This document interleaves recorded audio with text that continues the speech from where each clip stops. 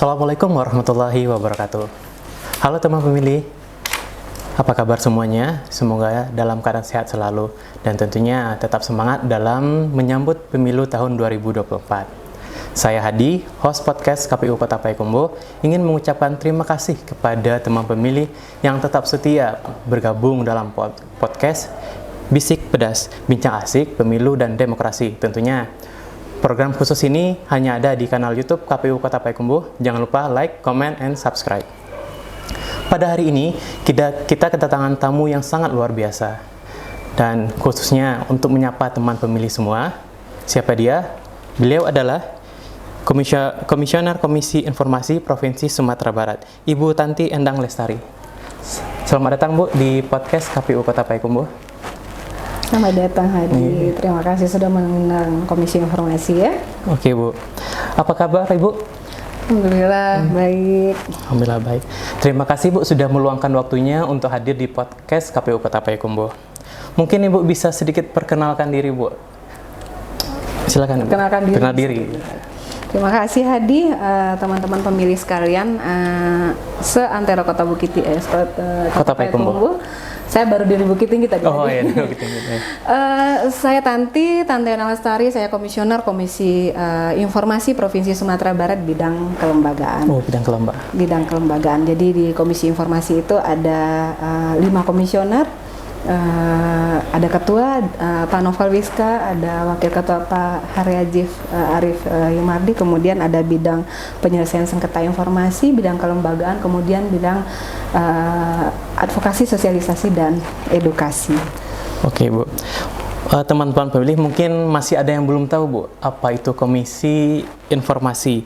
Mungkin Ibu bisa menjelaskan secara ringkas, secara seksama, apa peran dan fungsi dari KI sendiri. Oke. Baik, Hadi, teman-teman pemilih sekota Payakumbuh, Komisi Informasi ini berada di bawah Undang-Undang 14 tahun 2008.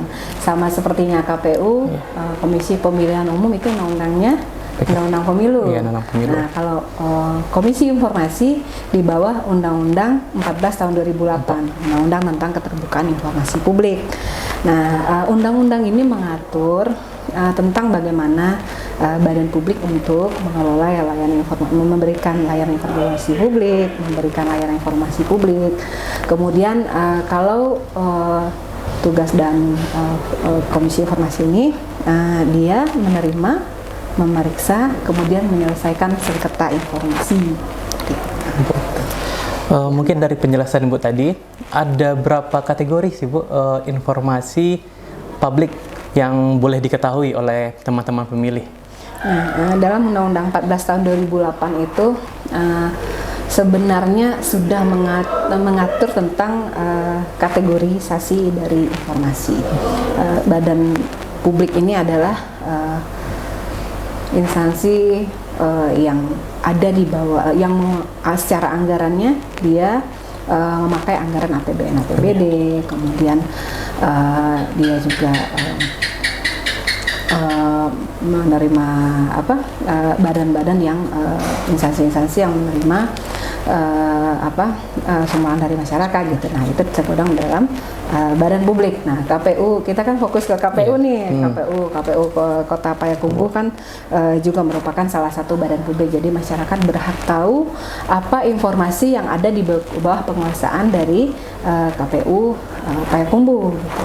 Nah, informasi itu terkategori informasi yang wajib diumumkan, kemudian informasi yang dikecualikan. Nah, informasi yang wajib diumumkan ini ada informasi yang serta-merta, ada informasi yang serta-saat, kemudian ada informasi yang diumumkan secara berkala. Nah, gitu kan, karena kita mau menuju 2024 nih, Hadi. Jadi KPU harus mengelola informasi tersebut dengan sedemikian rupanya sehingga masyarakat yang mempunyai hak atas informasi yang ada di bawah penguasaan KPU Kota Payakumbuh itu wajib mengetahui, dan kita wajib menyajikan informasi-informasi tersebut secara benar sesuai dengan regulasi yang mengatur. Oke Bu, berdasarkan penjelasan Ibu yang tadi, informasi publik, siapa saja yang boleh mendapatkan informasi tersebut, Ibu? Nah, siapa saja yang boleh berhak? Tadi Undang-Undang 14 tahun 2008 ini adalah dia mengatur tentang bagaimana hak masyarakat dapat terakomodir terhadap informasi publik yang ada di badan publik tadi. Nah, pemohon ya, kalau dia akan jadi pemohon informasi itu kalau di Undang-Undang 14 ada 3. Pertama itu adalah pemohon yang dari perorangan, kemudian yang kedua adalah pemohon dari banyak orang, dari beberapa orang dia banyak orang, kemudian ada dari lembaga hukum dia.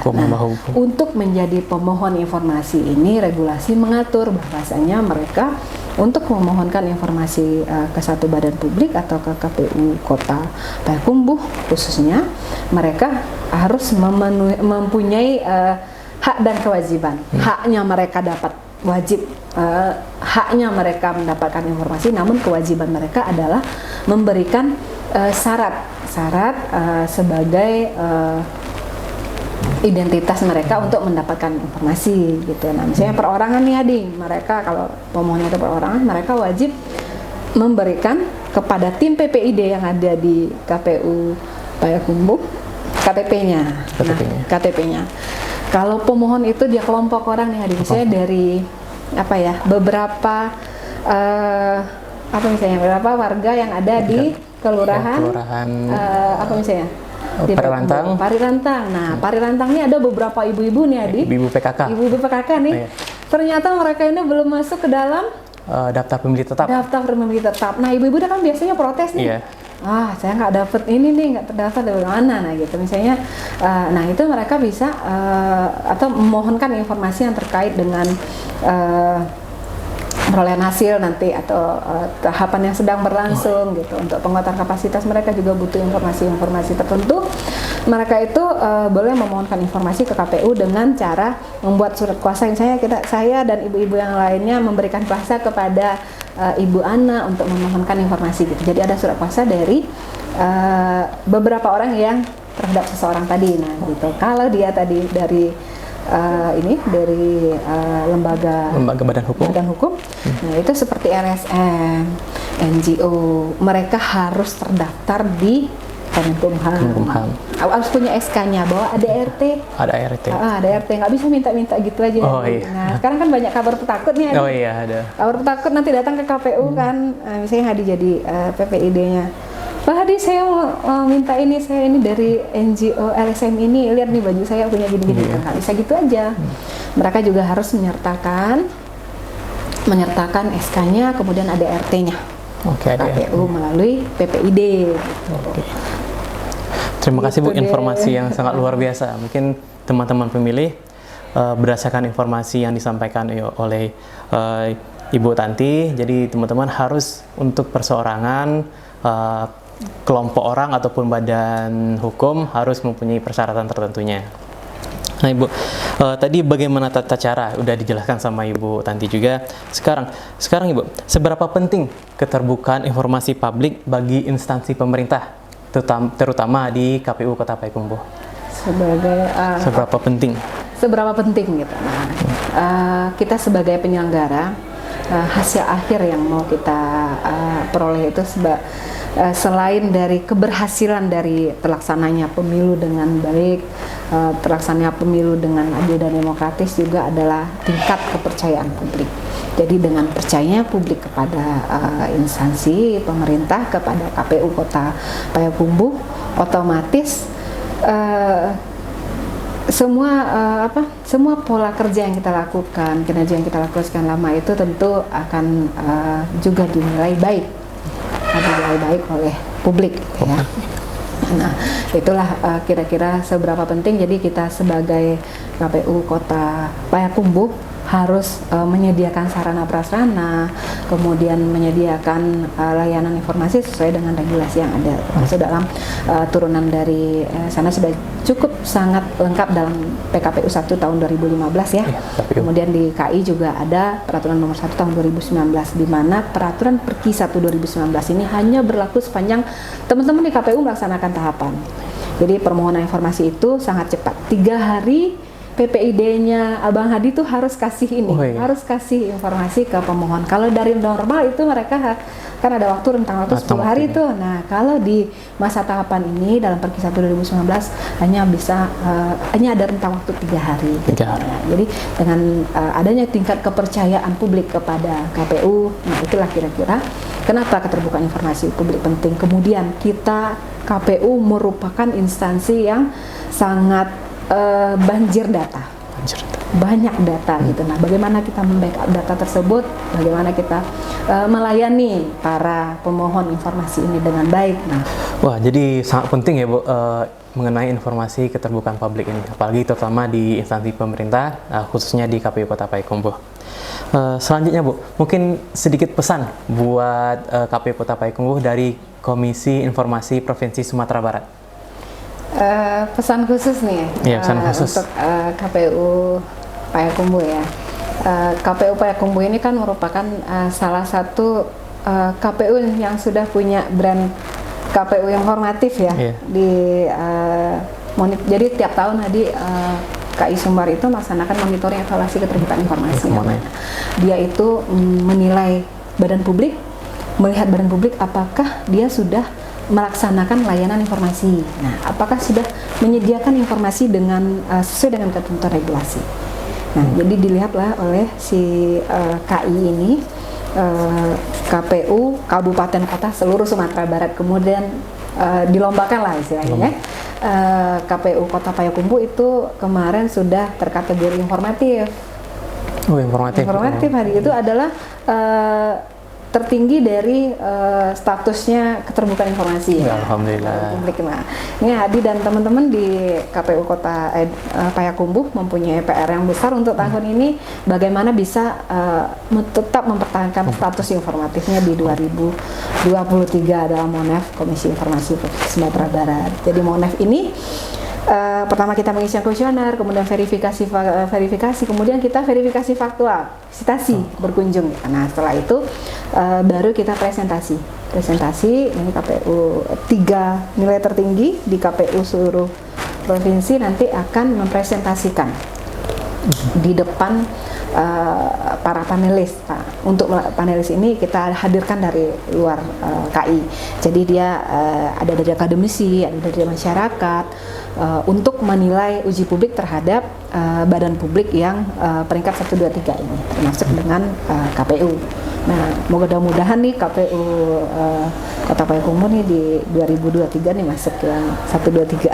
Amin. Kemudian tetap mempertahankan informatif, tetap mempertahankan pola-pola pelayanan informasi publik itu sesuai sudah dilakukan dan lebih meningkatkan lagi dengan melakukan berbagai macam inovasi, penguatan kapasitas untuk internal, kemudian untuk badan ad hoc, dan menyuarakan bahwa di KPU Kota Payakumbuh itu sudah ada yang namanya space PPID. Silahkan datang ke ruangan PPID-nya KPU Kota Payakumbuh untuk memohonkan informasi. Nah, gitu.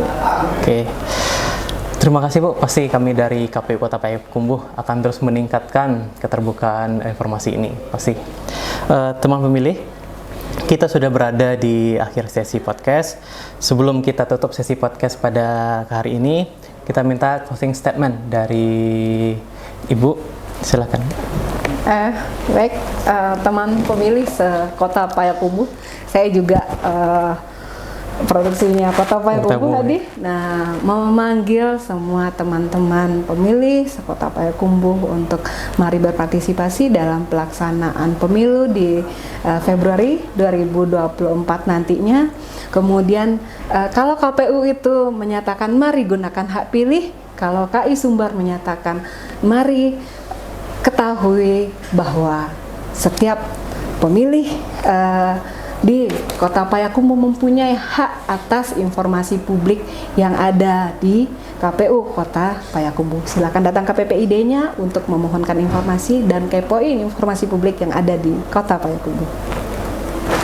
Luar biasa sekali Bu, sangat bermakna buat kita semua. Sebelum kita tutup, mungkin untuk teman pemilih jangan lupa apakah teman pemilih sudah terdaftar di daftar pemilih tetap. Jangan lupa cek di dptonline.kpu.go.id. Teman pemilih hanya perlu memasukkan nomor induk kependudukan untuk pemilih dalam negeri, dan untuk pemilih luar negeri hanya perlu memasukkan nomor paspor. Dan setelah itu klik tombol pencarian. Jika ada data yang keluar maka teman pemilih telah terdaftar. Tapi jika teman pemilih tidak ada keluar data atau datanya belum ada, maka teman pemilih bisa ke PPS terdekat, PPK terdekat, atau kantor KPU terdekat untuk mendaftar sebagai pemilih tetap. Terima kasih Ibu telah bersedia meluangkan waktunya di podcast KPU Kota Payakumbuh. Dan juga teman pemilih, terima kasih sudah setia bergabung di podcast KPU Kota Payakumbuh. Saya Hadi, host dari podcast KPU Kota Payakumbuh, pamit undur diri. Apabila ada salah kata, saya mohon maaf. Assalamualaikum warahmatullahi wabarakatuh. Sampai jumpa di podcast selanjutnya.